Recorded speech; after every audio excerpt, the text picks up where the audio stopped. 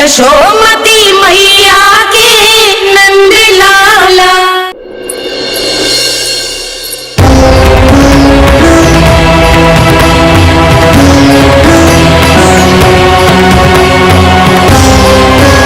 इससे पहले कि मैया को संदेह हो जाए, मुझे जाना होगा शनिदेव।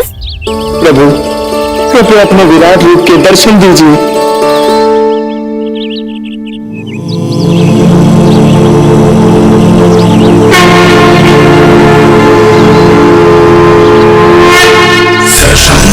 चक्रम सकिरीटकुण्डलम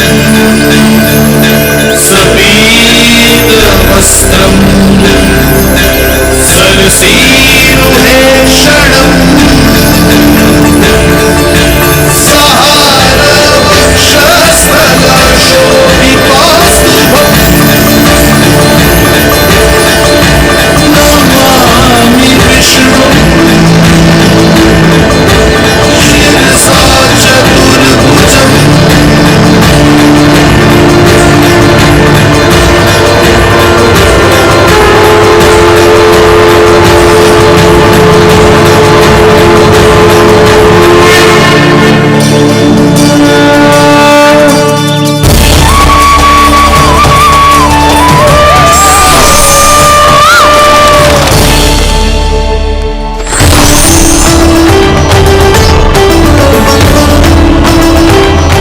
श्रीहरि, मुझे पंछी की छाया।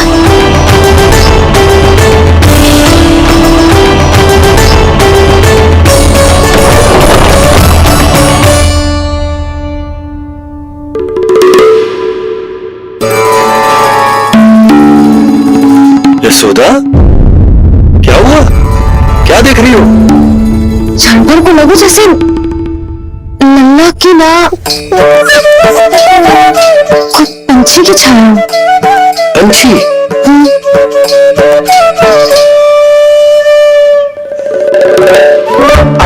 ना, मुझे तो लग रहा है जो गिलहरी की छाया।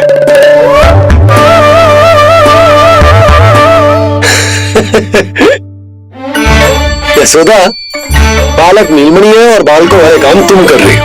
अरे प्रकाश और छाया से खेलने का काम लल्ला के लिए छोड़ दो। अरे परंतु ये देखो, झरोका खुलो है, ठंडी बयार चल रही है, लल्ला को ठंड लग जाएगी। बंद करो, जाओ। हाँ हाँ हाँ लल्ला, ये लल्ला।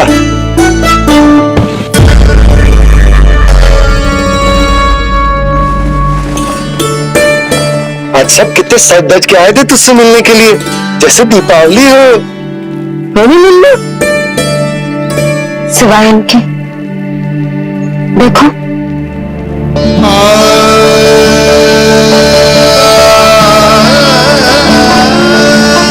जब से चिच्ची मथुरा से लौटी है, उनका सजना सवरना सब छूट गया है। मैया, तब तो हमें अवश्य ही कुछ करना चाहिए। सुनो जी, हमें अवश्य कुछ करना चाहिए। जी ऐसे देखो, ना तो जी थको है, ना इस आंखों में नींद है। हो सकता है इसका भी मन हो अपनी बड़ी माँ से बात करने का।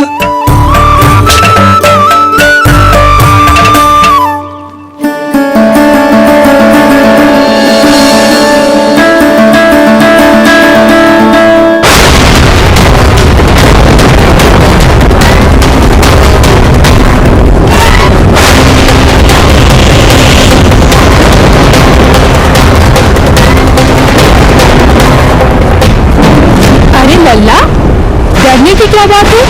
बस थोड़ी आंधी तो है।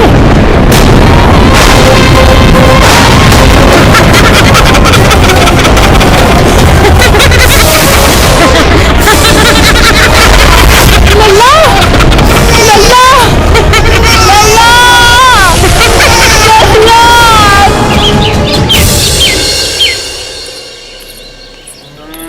जीजी, अरे यशोदा, नंद भैया। जीजी, ये नीलमणि के षष्ठी पूजन का उपहार है।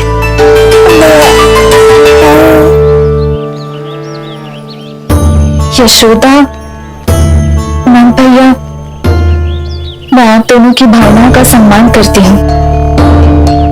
दोनों को तो पता है मेरे हृदय में नीलमणि के प्रति अत्यधिक प्रेम है।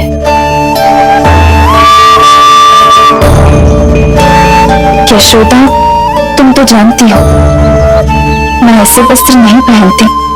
स्त्री का श्रृंगार उसके पति से होता है और मेरे प्रति तो उस महादुष्ट कंस के कारागार में बंदी है।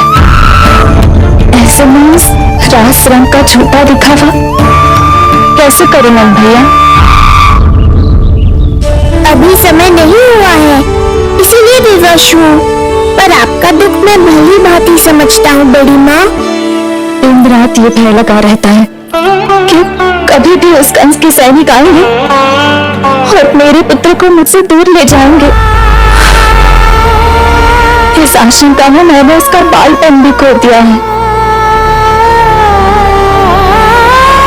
इस नन्हे से बालक को 4 दीवारों के भीतर बंद करके रखा है मैंने।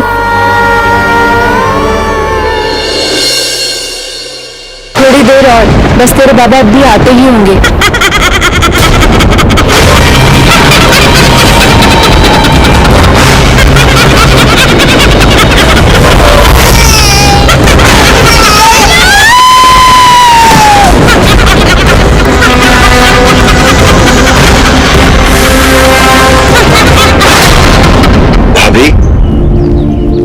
आपका पुत्र हमारे नीलमणि का बड़ा भाई,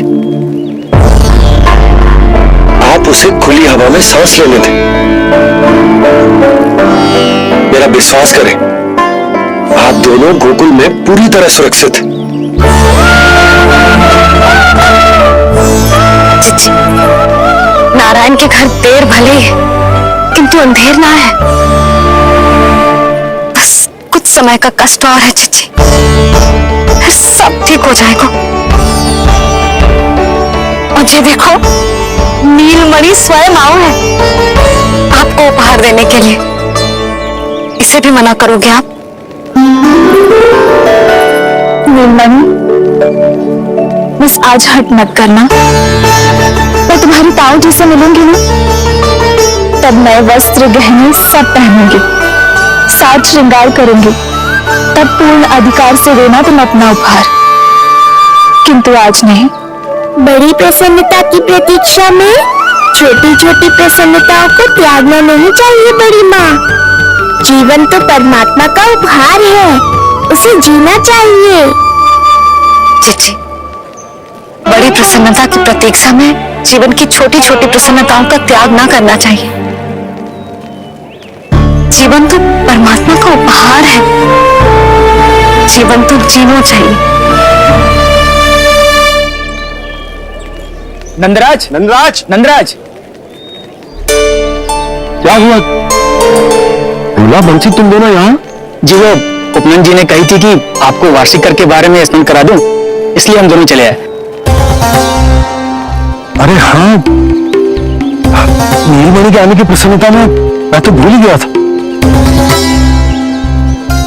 अधिक देर होने पर कंस की दृष्टि में आने का संकट। कोई ना, मैं कल मथुरा जाकर कर जमा करा दूं। अरे किंतु कल तो लल्ला का पालना उत्सव है। सुनो जी, शीघ्र ही आना।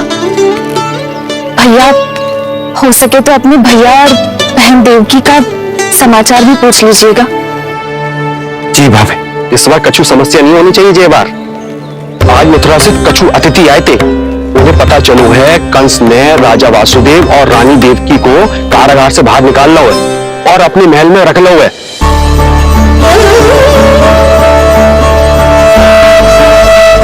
ये तो अत्यंत शुभ समाचार है।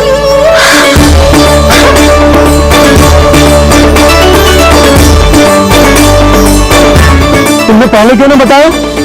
हमें लगो आपको पहले ही से पता होगी महाराज। अच्छा ठीक है, जाकर तैयारी करो, कल तुम दोनों भी मेरे साथ चलोगे। जाओ।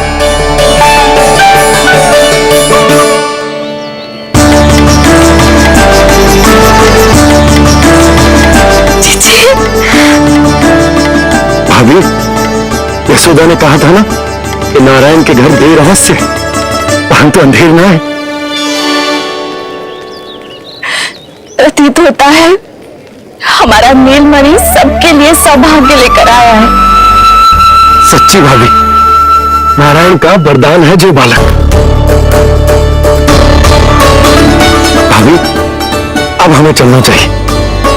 और हाँ, कल वसुदेव भैया और देव की भाभी से बिना मिले वापस ना आऊंगा मैं। उन्हें कह दूंगा और बता दूंगा कि कितना स्मरण करते हो आप उन्हें। चिच्ची, शुभ समाचार मिला है। अब तुझे उपहार स्वीकार करना पड़ेगा। हाँ यशोदा, अत्यंत शुभ समाचार आया है और अपने साथ ही आशा भी लाया है कि अब शीघ्र ही उनसे मिलना संभव होगा।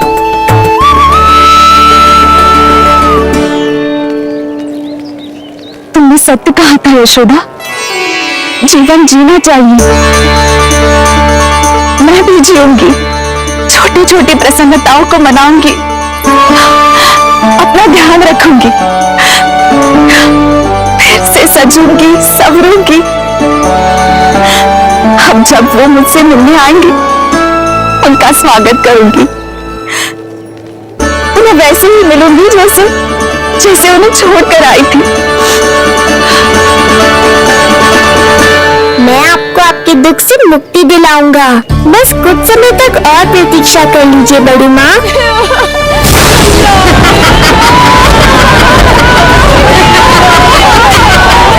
कब तक बचेगा शिशु विष्णु?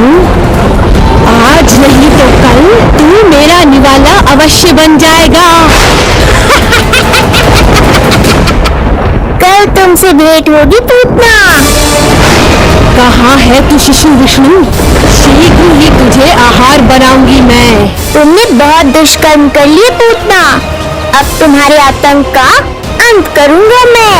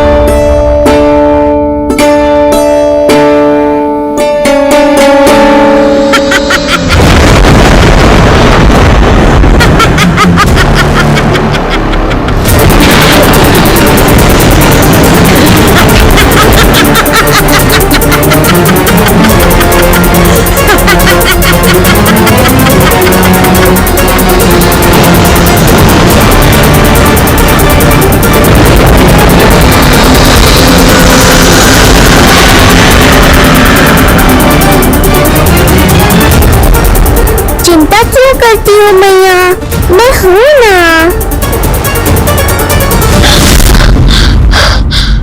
नेत्र खुले रहे तो मैया पक्का घबरा जाएंगी। यशोदा, क्या हुआ? अरे बोलो ना, कोई बुरा सपना देखो। ना, स्वप्न तो ना था, किंतु मेरा मन बहुत घबरा रहा है। ऐसा लगा जैसे नीलमणि को कुछ। ये देखो, नीलमणि तो शांति से सो रहा है, तुम ना व्यर्थ ही व्याकुल हो रही। बाबा सही कह रहे हैं मैया, कुछ नहीं होगा मुझे। सुबह होने में अभी समय है, व्यर्थ की चिंता को झटक सो जाओ। अच्छा, ऐसे कैसे झटक दूं चिंता? नींद अचानक खुल है मेरी, इसका अर्थ है अवश्य कोई बुरी दृष्टि है मेरे लल्ला पर।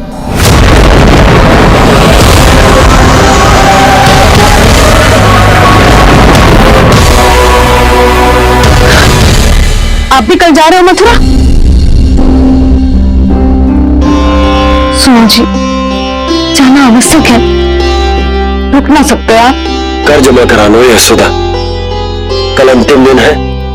यदि वो निकल गए तो नारायण ही जाने वो कंस क्या करेगा। जानो आवश्यक है। पिछले 6 दिन से नित्य कोई न कोई कर्मकांड संस्कार चल रहा, इसीलिए तुम थक गई हो। तनिक विश्राम कर लो, सो जाओ। नीलमणि भी यही कह रहा है कि मैया मोरी विश्राम कर लो, सो जाओ। कल मेरे पालनोत्सव मनानो है कि ना? सो जाओ।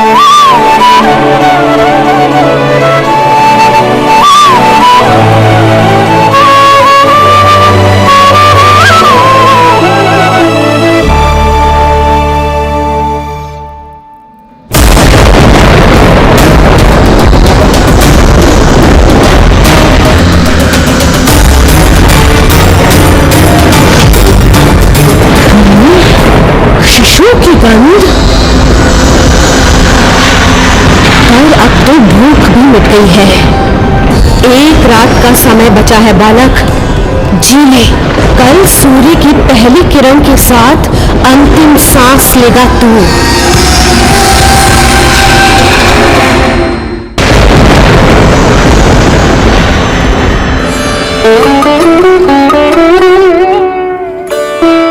संतान के लिए मैया का कैसा अद्भुत प्रेम है ये। पूतना की छाया से ही इन्हें आने वाले संकट का आभास हो गया।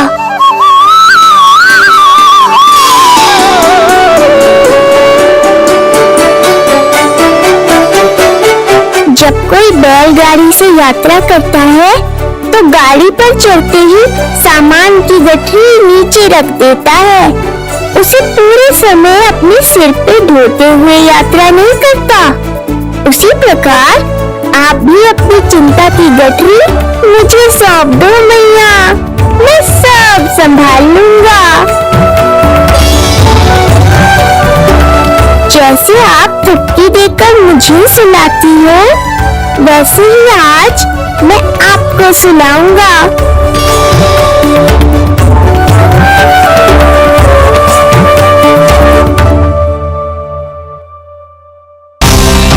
वचन देता हूँ मैया, जिसने आज आपकी निद्रा भंग की है, कल उसे चिर निद्रा में सुला दूंगा मैं।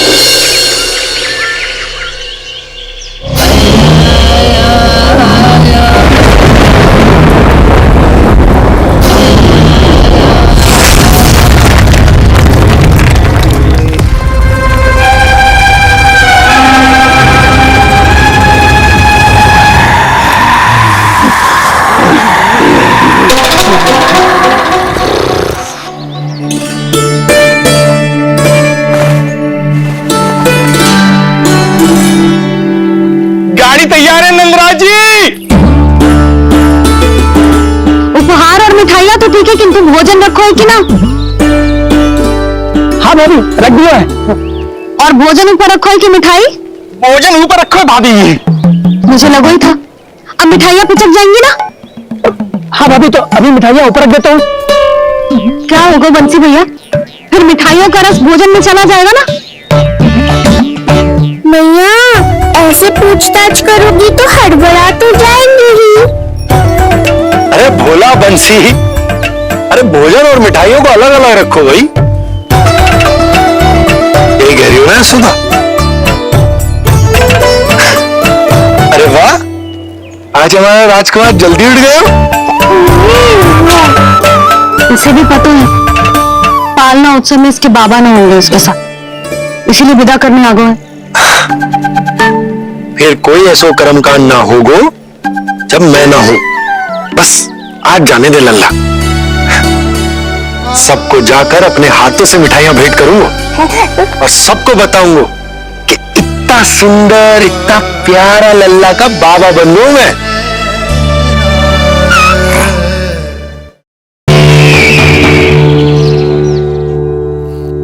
भैया के अत्याचारों की कोई सीमा ही नहीं। हमारे पुत्र को ढूंढने के लिए अब उन्होंने पूतना को आदेश दिया है। वो केवल महाभयंकर ही नहीं बल्कि मायावी भी है। हमें किसी भी प्रकार से ये सूचना गोकुल भिजवानी होगी। सत्य कह रही हो देवकी, मुझे भाई नंद को किसी भी तरह सावधान करना ही होगा, किंतु कैसे? हमारे लल्ला के बारे में जानकर सबसे अधिक कौन प्रसन्न होगा पता है? वसुदेव भैया। सत्य कहा आपने।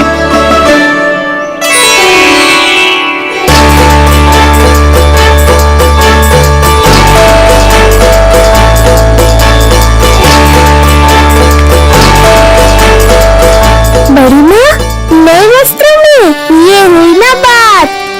बहुत बहुत अच्छी लग रही है रोहिणी जीजी, सच्ची।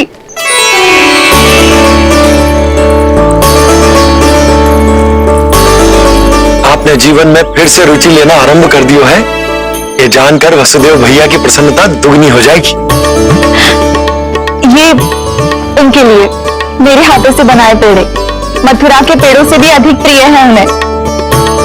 और ये देवकी की नवजात कन्या के लिए। कहिएगा केवल वस्त्र नहीं है, अपना आशीर्वाद भेजा है मैंने। सच में यशोदा, नीलमणि एक आशा का दूत बनकर आया है मेरे जीवन में। नंद भैया उनसे ये भी कहिएगा कि मैं और उनका पुत्र, हम दोनों ही यहाँ कुशल से हैं। अगर ईश्वर ने चाहा तो शीघ्र ही उनसे मिलना संभव होगा। वसुदेव भैया और देवकी भाभी से बहुत सारी बातें करनी, यदि विलंब हो जाए तो चिंता मत कर। जाने से पहले अल्लाह को हृदय से तो लगा ले।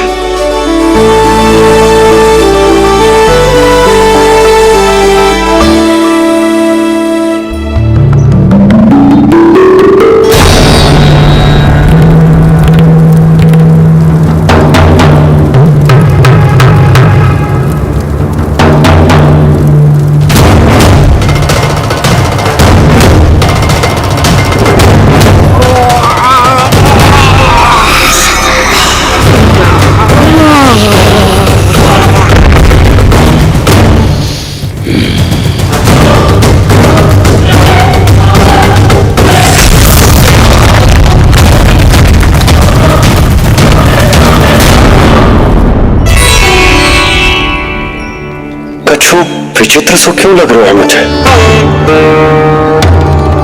बाबा, आपका पुत्र है ना यहाँ, सब कुशल मंगल ही होगा।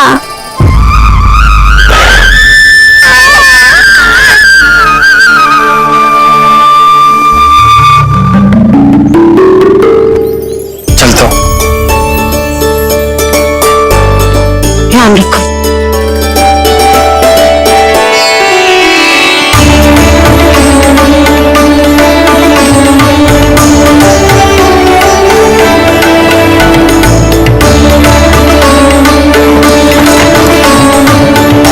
जय राम जी की। जय राम जी की।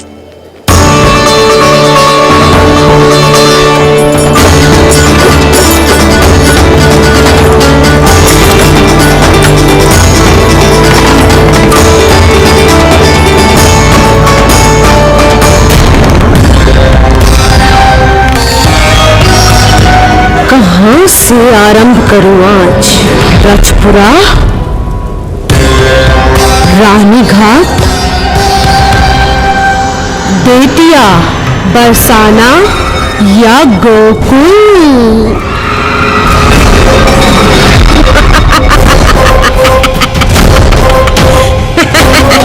यही तो चाहता था मैं कि तुम यहाँ आओ।